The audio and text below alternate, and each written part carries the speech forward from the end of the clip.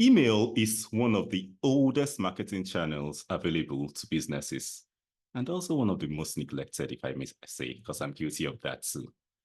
Today, we're going to talk about email marketing, how to build your email list, and for those who have one already, how to maximize that email list.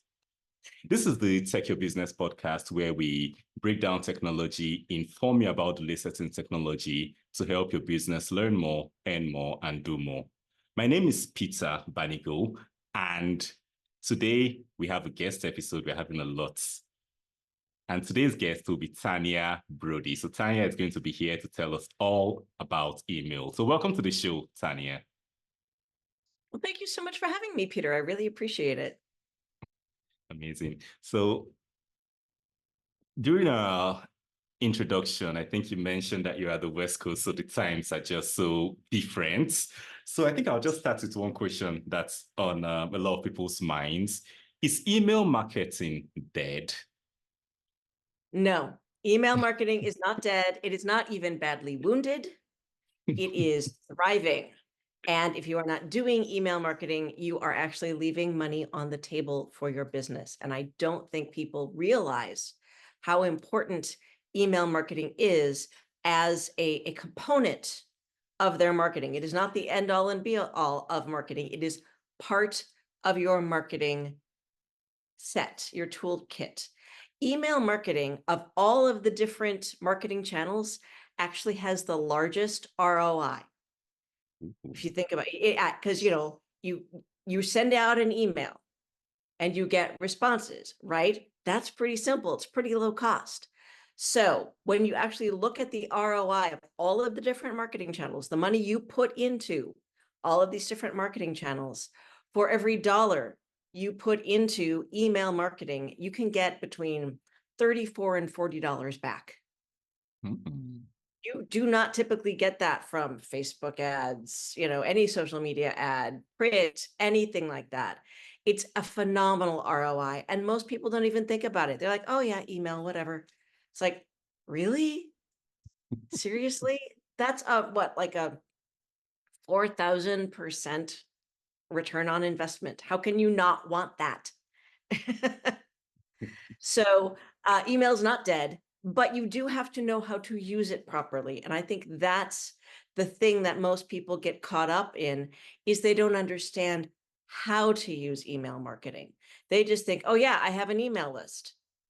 I send them emails when I want to sell stuff. That's not the way it works. That's not the way it works at all. You actually have to build a relationship with those people on your email list to have their trust, so that when you do send them something, they're like, oh yeah, I'll buy from Peter. I know him. I like him. I trust him. I believe what he says about this thing. I will buy it from him. Okay, so I think with emails now, there are different reasons why people have difficulties email. I think I mentioned earlier that I'm guilty of ignoring my email too.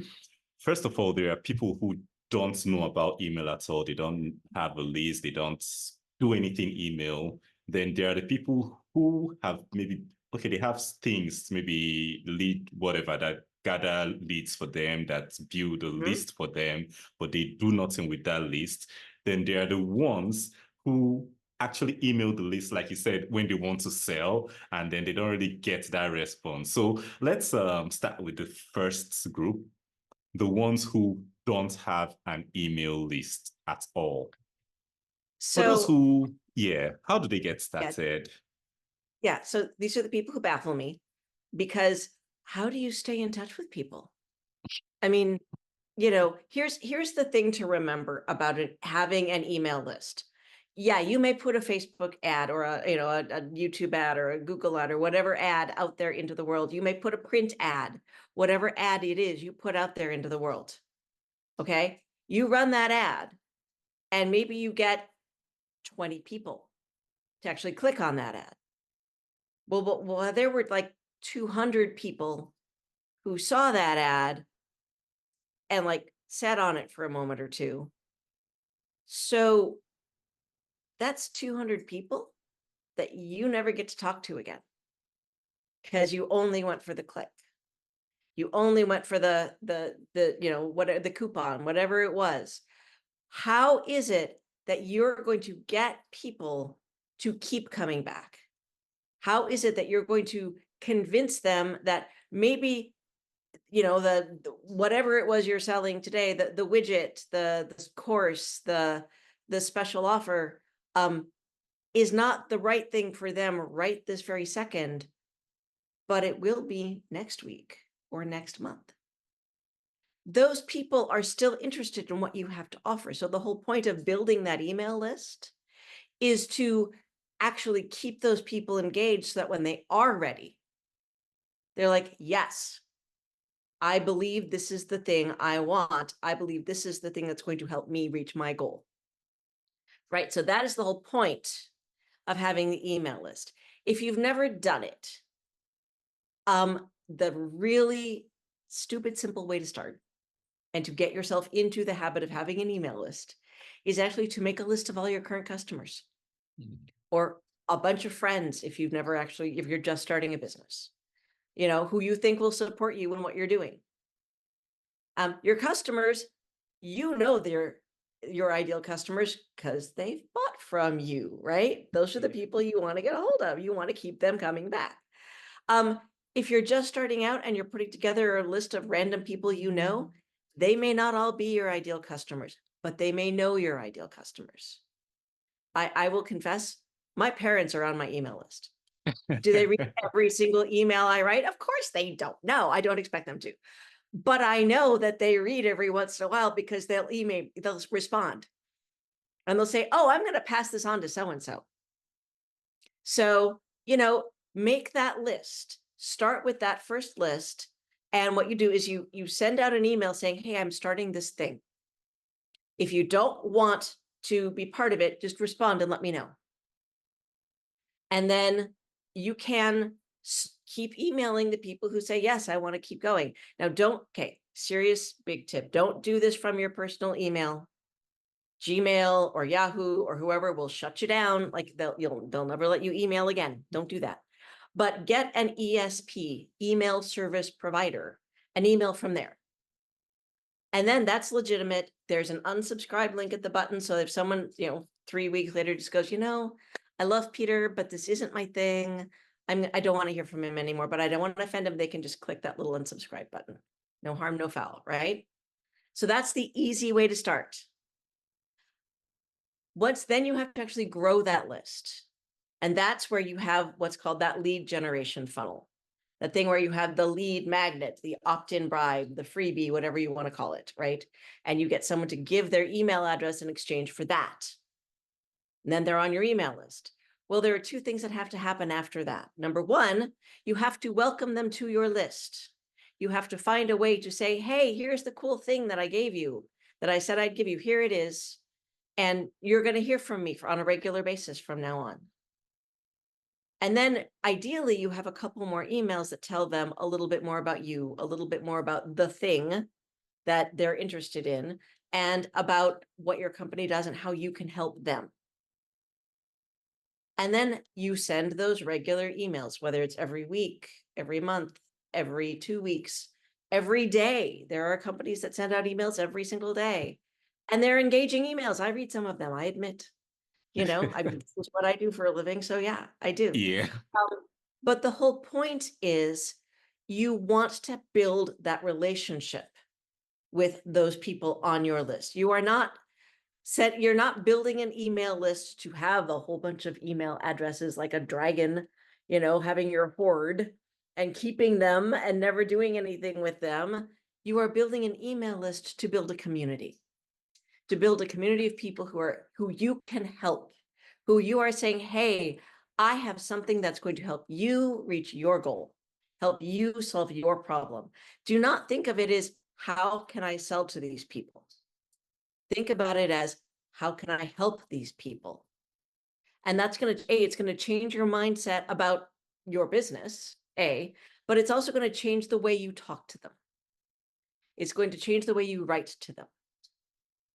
Now, I will be honest and say the two most common complaints I hear from people about having an email list are, I don't know what to write, and I don't have the time to sit down and spend half a day figuring out what to write in an email. Those are the two biggest complaints I get. And the truth is, you don't have to write a dissertation every single week. People want to hear what's going on with your business. They want to hear what's going on in your life.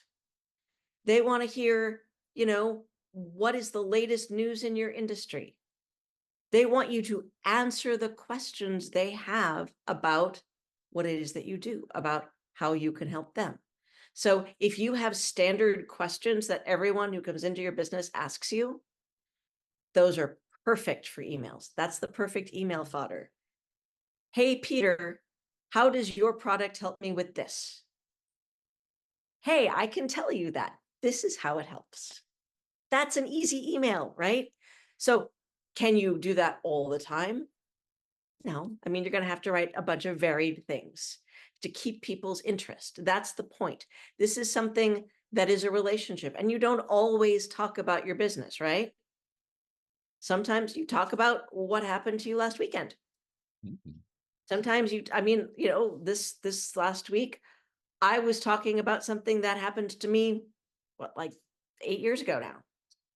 Something that actually happened out in the world that I was watching happen in real time.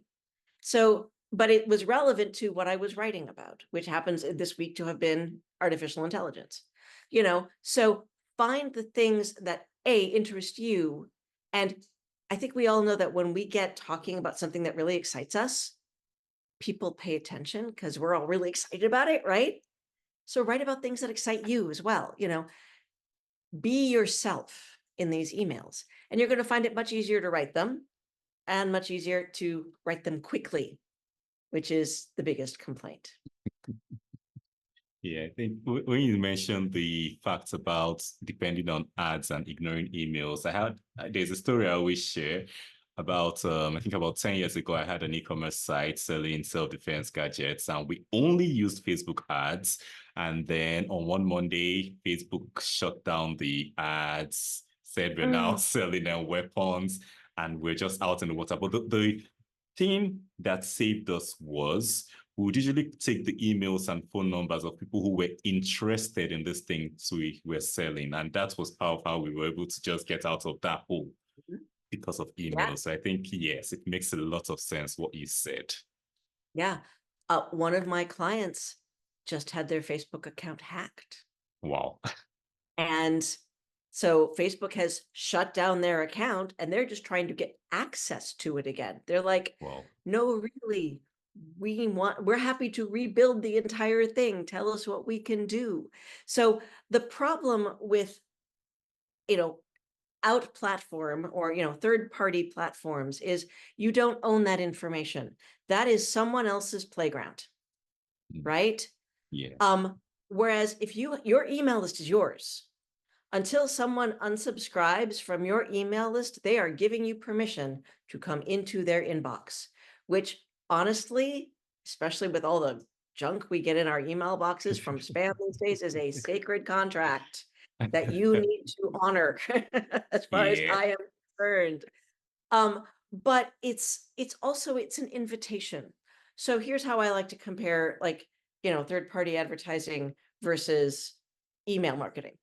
So third-party advertising is like being at the club, right? You're with all your friends, it's really fun, but having a conversation is like you're hearing all the thump, thump, thump, and people are thrashing around. You're like, what? What did you say?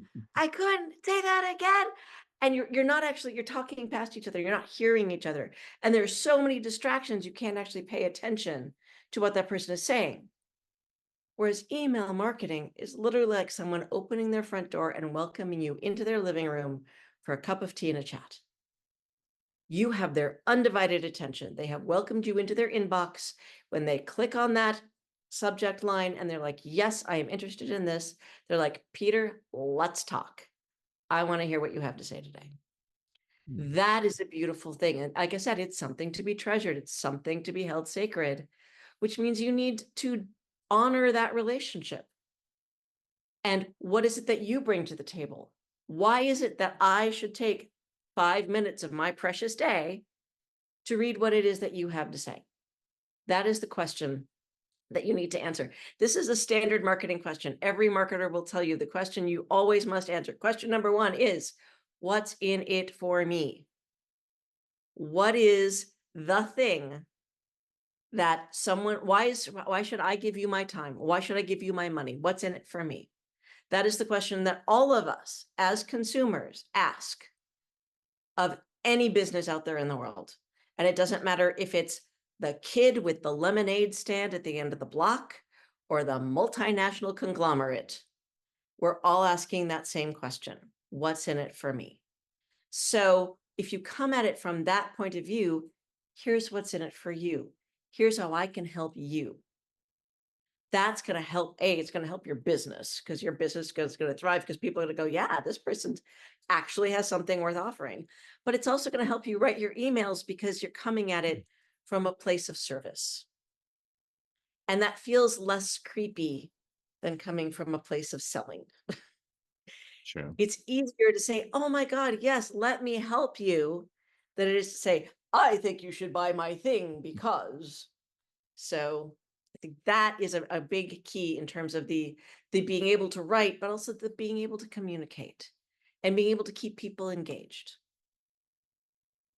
That's interesting. Those are some really good tips on the emails. So while you were answering the previous question, you said something about lead magnets. Apart from creating a list of your existing clients, creating lead magnets to have people go into your email list. But the thing is that a lot of people have no idea how to go about this, or how to create lead magnets that the audience would want enough to want to give them their email. So how does a business do this, create that kind of lead magnet? So I'm going to tell you my favorite story from my good friend, Chris Davis, an amazing marketer. And he's actually an automation specialist. And what he always recommends is think of your business as a loaf of bread, right? You're selling a loaf of bread. Okay. So you want to take that best slice of your loaf and give it to someone in exchange for their email address. And they're going to eat that bread and go, oh, that's really good. How do I get more of this bread? So think about it that way. And here's the other way to think about it is your product or service solves a problem, right? It probably solves a pretty big problem. What's one little tiny piece of that problem that you can solve for someone and give it to them for free? Right? What's the small, quick win, to quote Pat Flynn, another fabulous marketer, that you can give someone that will help them go, oh, yeah, that thing that Peter gave me, that helped. What else does Peter have that will help? So that's the mentality. Here's a really good example. My lead magnet. I help people write those nurture emails to make sure they're building that relationship with their subscribers, right? So that when they are selling something, their subscribers are opening and clicking on the emails because they want to get whatever it is. So the problem is the actual writing of the nurture emails, right? And most people, the problem is, I don't know what to write. So my lead magnet is a list of 30 subject lines to keep your subscribers opening and reading every email. And that's literally what it is a list of 30 subject lines and writing prompts, so that someone can look at that list and go, that one, I'm writing about that today. And they just customize that to their business. And there they go. I have solved a small piece of that problem for that person. So obviously there's a lot more I can teach them about writing those emails and making sure that they make those sales, which is why I want them to take my courses, which is why I want them on my email list, right? But giving them that small solution is what gets them onto my email list. That's why you want your lead magnet to A, relate to your product or service in some way, and B, actually give something of use. I have literally seen businesses that give like 60 gardening tips, for your roses, and they sell, car parts. Cool. And it's like, no, no, I mean, I mean, unless you're trying to attract people who have spouses who garden, but who eventually might need a part for their car, that's not the market you're looking for. True. You give the checklist of the things to check when you're trying to diagnose a problem in your car for the car part people, and you give the 60 rose tips to the people you're selling the, like, the bug spray or the the rose fertilizer to. It's like, just find the match. What is the thing that's really going to match, that's going to pull your people in? And that's really important. Really, really important. People are like, I need to get as many people on my emails as possible. No, you need to get the right people on your email list. You need to get the people who want to buy from you. So I'm an email marketer, right? That's what I do. I teach people how to do email marketing. There are probably 10,000 of us out there in the world selling our products and services. I probably more. I don't know. I haven't counted lately. But we're all different, and we all have different techniques. We all have different attitudes. We all have different ways of speaking. And we may all be doing the same thing, but we all are speaking to a different audience. Some of us only serve people in this type of business. Some of us only serve small business owners. That's my particular niche. Some of us only serve major corporations. So find your people, find the people who are going to be best served by your product or service and who resonate with you.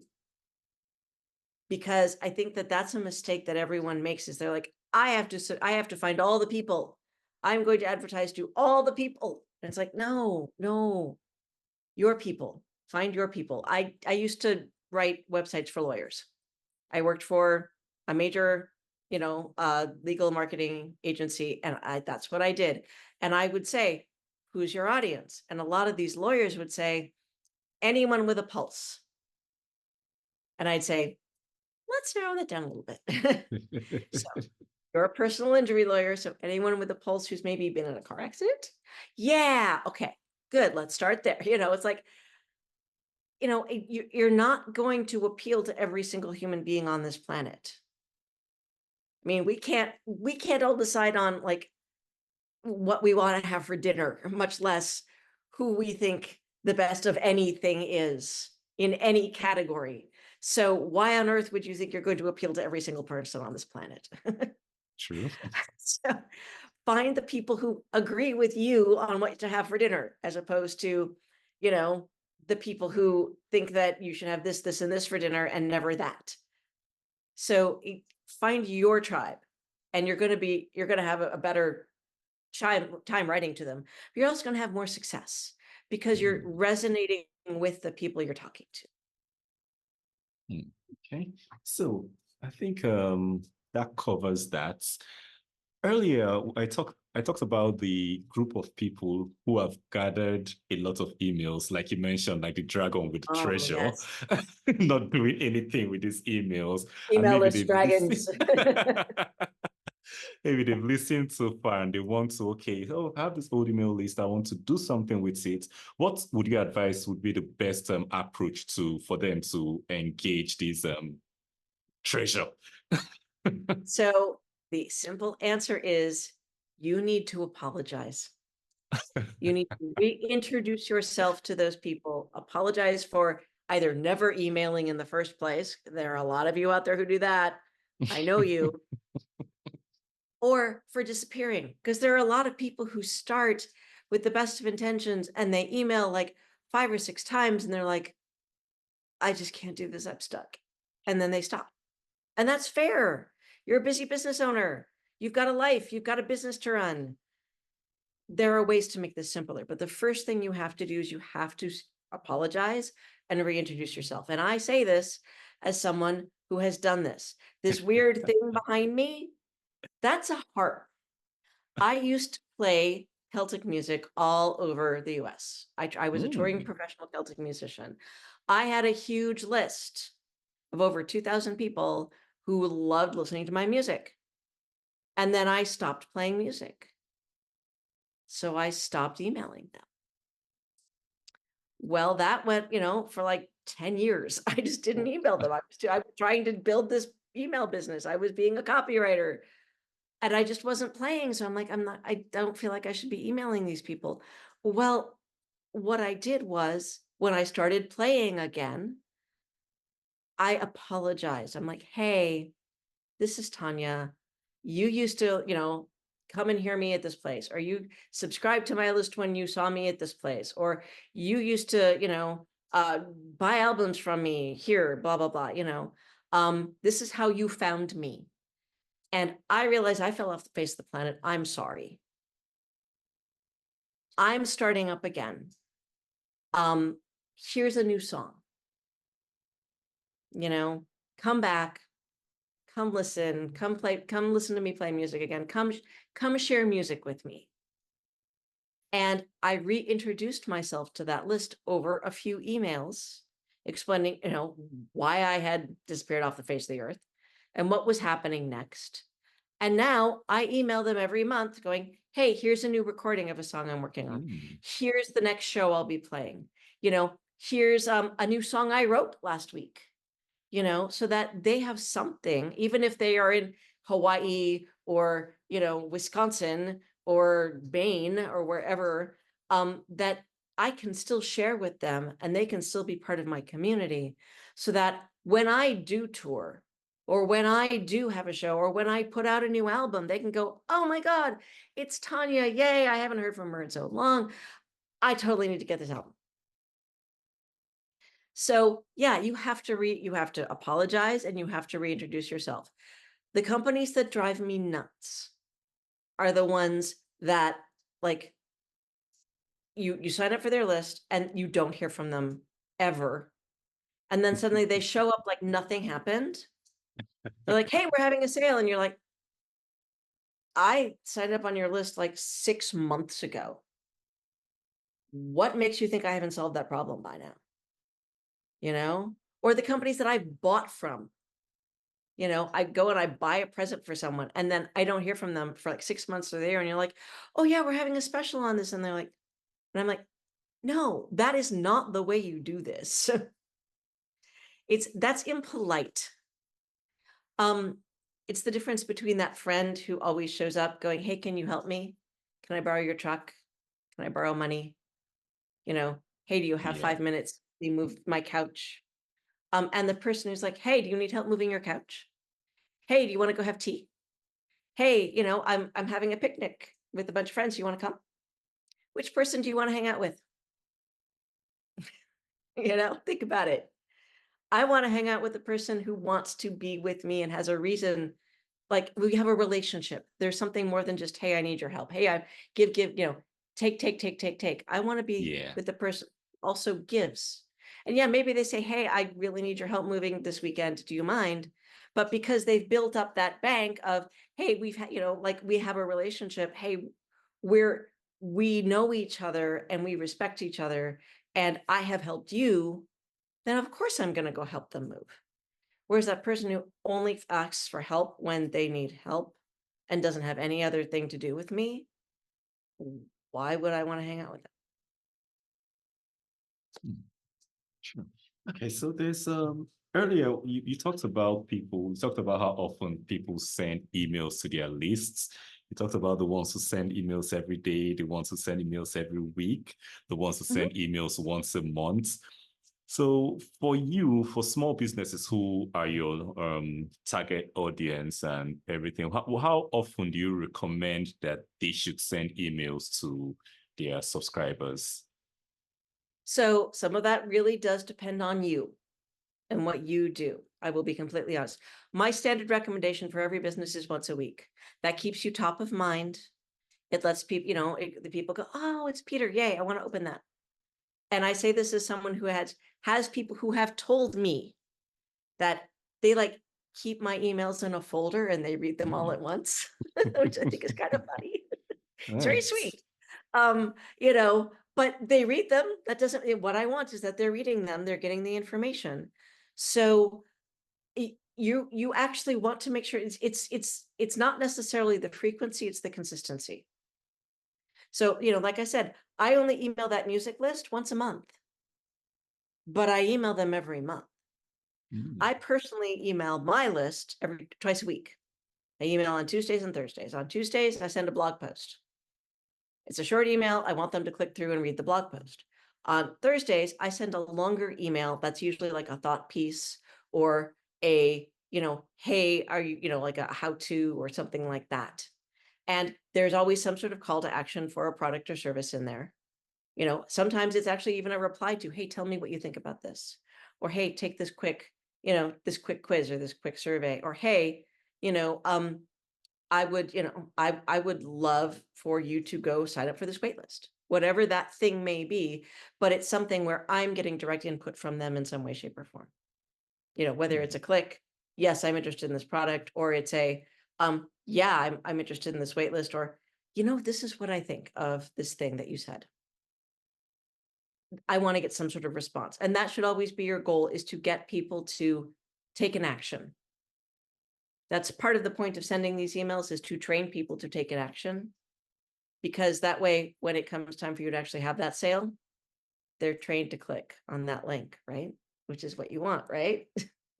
True. So honestly, I know business owners. I mean, I know companies of all sizes that email every day. I know companies of all sizes that email once a week and once a month. I have a friend who emails 8 times a year. That's it. That's all she does. And she does really well. That's awesome. Yeah. For her audience, that's what works. So what is it that your audience wants? If you have, like my friend who, does 8 times a year, she's in a spiritual field. So she's emailing around spiritual holidays, right? That's perfect. That's appropriate for her. Other businesses, they should be emailing, every other week. A very famous copywriter by the name of Ann Handley, I take her email newsletter. I love it. I read it all the time. She emails every other week. That's it. But she's a copywriter. I know she's writing. She's working for people. She's teaching. She's writing books. So, it's not like she's not writing other times. But it's really, what is it that you can keep up easily? That is not going to be a drain on you. And what is it that your people want to, how often they want to hear from you? If you're going 2 weeks and you're not, and your open rate is going down, try increasing it to remind people that you're there. And here's another really important thing to remember that I said earlier. No one reads every email. It's not, I mean, even my parents do not read every single one of my emails. So you want, part of the point of sending regularly is because you're not going to see every email. Maybe one of them bounced. Maybe you were on vacation and you just didn't see in your slog of emails you have to get through now that you've come back from vacation, those 3 emails that I sent. Maybe, I just didn't find your subject line that inspiring, so I didn't click on it. Whatever it is, not every single person is going to read every email you send. So part of the point of sending regular emails is that you are top of mind. And someone's like, oh, yeah. Yes, I remember that person. I subscribed to that list and it was that problem. And oh, yeah, I need to deal with that. Yes, I'm going to open that email. So it's, it's a memory trigger. It's a relationship, and it's a way of staying in touch with people. Okay, so I think you just mentioned that one reason why you or anyone won't open an email is that you didn't find the subject line inspiring, and you said you have a collection of about 30 inspiring subject lines. So can you share maybe like 1 or 2 examples? Let's see what it's like. Sure. So honestly, of course, I should probably actually pull up the list, but that would make sense. So I'll come here. So I'm actually going to give you a few examples. one of my favorite subject lines to write is the curiosity subject line, something that just is going to grab someone's attention. So one that I wrote the other day, is, or let me see if I can find it. Here we go. Chinese clones and other crazy ideas. Chinese AI clones, specifically. Chinese AI clones and other crazy ideas. That actually got a pretty good open rate. People like, what? Tanya, what? And I was actually writing about a news report that I heard on the radio here about a company in China that is cloning, like making an AI clone of someone that they can use to make videos. It's a real thing. I wasn't joking. So, but how is it that you're going to be able to drag someone's attention? Now, the list that I give, that list of 30 emails, they're all, I will call them, compelling but generic. You're going to have to do something to them to make them more for your business. I cannot accommodate every single business in the world unless you hire me to write for your business. I can't write business subject lines for your business. But what I can do is I can give you the starting point. So, that list is a really good framework that you could go, oh yeah, if I tweak this a little bit by changing this word, and in fact, a lot of them say, a really good one is, have you heard about blah? Have you heard about insert thing here? Can you believe it? That's a really good, interesting, someone's going to be, wait, no, what? No, I haven't heard about blah. What? That's a good, for, generic subject line that anyone can use. Have you heard about Chinese AI clones? Can you believe it? So, just as a good example, something I am working on right now that I would encourage people to join my email list to find out about is I am actually working on, and part of the reason I was writing about AI is I'm working on a workshop to teach business owners how to use ChatGPT and other, language prompters like that, other language models, to create their own customized list of subject lines and writing prompts. So that is what I am working on right now. That is what is on the horizon, because I can write generic things till the cows come home. But you're the one who knows your business. You're the one who knows your ideal customer and what's going to appeal to them. But I can show you how to use this wonderful technology, which is a tool. It is not the end all and be all, but it is a tool to help you get to the next step. I can show you how to use that tool to get closer to that goal of having an email written. So that is my next project. I recommend you sign up on my emails. Get that current list so you could eventually get that customized list for your business. Yes. Okay. So talking about AI and ChatGPT, a lot of people are using this AI to generate their emails with the send out and everything, their subject lines too, like you said. And I know that's one of the things you're going to teach in the workshop you're working on. But let me just ask before the workshop comes on, how can business owners use these AI tools or different forms of automation to automate their email marketing without losing that personal touch, without losing that voice, that unique voice? So I'm going to make a really clear distinction here. There's a difference between automation, which is getting something to do a repeated task. So for instance, my lead magnet and welcome sequence are automated, meaning as soon as someone clicks on a button, it is automatically sent out. And using, AI to generate an email or a subject line. Those are different things. And I just want to make that really clear, because you can't just say, ChatGPT, write me an email.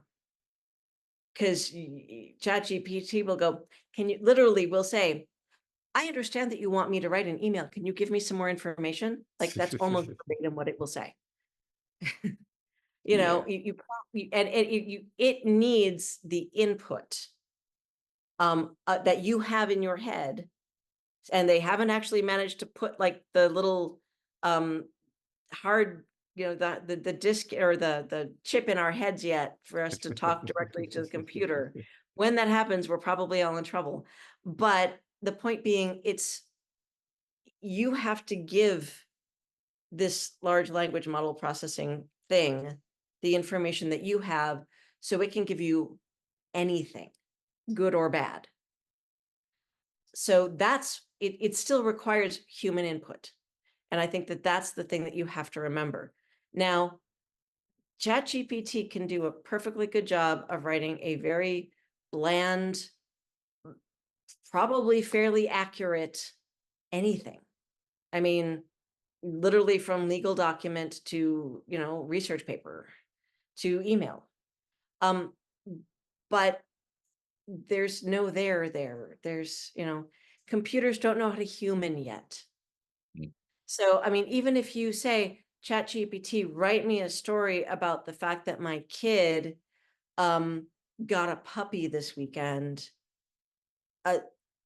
ChatGPT can do that, but it can't capture your memory of the joy that your kid had when they met their puppy for the first time, and the expression on their face, and how, you know, that puppy and them that like spent like 3 hours rolling in the grass together and playing fetch and whatever it was until the puppy and the kid were both exhausted and curled up to take a nap together. You know, you have to tell that. So, and you would have to give ChatGPT that information to even get close to that. So the reason I say tools like this are, you know, like these are tools. These are not the end all and be all. You know, it may do a really good job of getting you started, but you then need to go in and put in all the nuance. You still need to go in and go, yeah. And then my kid said, oh my God, I am so happy. This is the best day ever. And, you know, some weird thing that only your kid would say, you know, you're the one who has to share that stuff. So I like to use things like ChatGPT and any of those, you know, Jasper or whatever, you know, Gemini, as what I refer to as a messy first draft. It's going to give me the bones, right? I then need to hang all of the flesh on it. I need to make it into a fully fleshed out, real looking thing that someone goes, oh yeah, that's really interesting. So think about it as a tool. Don't think about it as I can get this thing to do all the work for me, because I mean, can it? Yes. Will you sound just like everyone else? Yes. That is not what you want. You want to stand out in a crowd as opposed to looking exactly the same as everyone else. True. Okay, so at the start, so you mentioned that when we want to start this emailing our list, we shouldn't use the free email accounts. We have Gmail and Yahoo and Co. We should get an ESP. So what is your top recommendation for an ESP that will prevent us from getting blocked or ending up in spam? So the whole point of an ESP is to prevent those things. They are the legitimate way to send things. They have all sorts of protections, and they are literally so protective of their sender reputations that they will shut down accounts that are spamming people, or that they think might be spamming people, or are having too high a bounce rate. I've seen it done. I've had it happen to my clients, which is why I know. However, I will say that some of it depends on what you're doing. There are certain ESPs that are designed for certain types of businesses. There are a bunch, for instance, if you're doing e-commerce, I recommend things like Klaviyo or Drip, just because those actually integrate really well with Shopify if you're using Shopify. So you want to look for something that integrates with whatever tools you're using well. As an example, I use a tool called bucket.io, and it happens to integrate really well with Entreport. So I use Entreport. I've used a whole bunch of other things. The one I will personally not recommend anymore is MailChimp. They've just gotten too weird. They kind of they've piled so many things on. It's just become this weird. I do not find it easy to use anymore. If you still find MailChimp easy to use, you go for it. That's the second major criteria to me is it intuitive for you to use? Because if it isn't, you won't use it. Just like any other tool. If you're looking at this going, how the heck, you're not going to use it. But the third thing is it needs to fit within your price range, right? So my personal favorite starter is actually something called MailerLite, because they have a freemium version, plan, which is basically you can, I think, have up to like 500 email addresses for free and use the majority of, not all of, but the majority of their platform. So that right there, that's a perfectly good place to start. But eventually you're going to get to the point where they're charging you, because you'll hopefully get over 500 email addresses, right? So look for something that is appropriate to your business, that integrates with whatever other tools you are using in your business. If that is specific, like you have specific things, but that also is intuitive for you to use. You look at the platform and you're like, yes, this all makes sense. I can see how this works. Watch a couple of their tutorials, and if you're like, oh no, don't do it. Don't sign up for the free trial. Don't do any of it. Yeah. Or sign up for that free trial and actually go in and try it. Set up the list. Try sending an email, even if you just send it to like 5 people to see how it works. Try it, and if it's not intuitive to you, cancel your trial. If it is, great, you've got a perfectly good ESP. But the other thing to think about is the size of the list you're bringing in. If you have a larger list, you're going to want a more robust system. So if you've got, if you've had an email list for a long time, and you're like, it's time for me to upgrade, and you've been using something smaller, look at some of the larger ones. ActiveCampaign is one I really like as a larger, more robust system. Everybody swears by Keep. That's one of those ones that is honestly not intuitive to me, and I use it for one of my clients. So I get it, but I just don't personally find it that intuitive. The folks who are using it and doing the majority of the automation, they're fine with them. Okay, you go. That's good. But there's a reason that they were originally called Confusionsoft as a nickname. I'm sorry. They've gotten better. They've actually gotten a lot better. But there are some larger platforms out there. HubSpot is another one that I really like. HubSpot has a really good interface, a really good email service provider interface that I like. So, so look at the size of the list that you're working with. Look at, and look at all the features that come with it. What can you add on? What are the other things that you need to use? Can you actually create an all-in-one, or mostly all-in-one, because there's no perfect all-in-one, from whatever it is that you're doing? Are you selling a course, and what you really need is to be able to have a place to house your course? Is there a service like, Simplero or Kartra or, let's see, Kajabi, that has a perfectly good email service provider built into it that works for you? Great, do that. So don't just think about it as I have to have an ESP. Think about it, what an ESP is going to best serve my business. But if you just need a basic place to start, I recommend MailerLite. There you go. Awesome. So what's one thing, as we come to the end of this, what's one thing you'd like the listeners to remember about email marketing? Just one thing. Do it. Please email your people. Seriously. And start, if you've never started, let's start your list. Build it. You're going to find that it's actually, there are businesses that are making up to 30% of their income just off of their email lists. Whoa. It's worth it.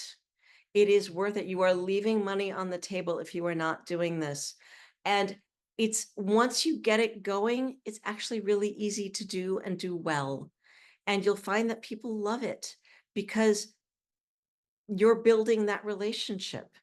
I have people who email me, or who I happen to have met in person, who say, your emails, I love them. And that's really rewarding, It's real. And, or, or I know other people who email regularly, who have people who walked up to them and said, oh my God, thank you so much for sending me that email about X. It really helped. You have no idea how you're going to affect someone else. So that what you put out into the world is going to come back to you in strange ways. And it's not just going to be monetary. It's also going to be just in people spreading the word about your business. It's going to be about people thanking you for helping them. Let's keep that energy rolling. Keep the good going out into the world. So yeah, go do your email. It's worth it. I promise. I think that includes me too.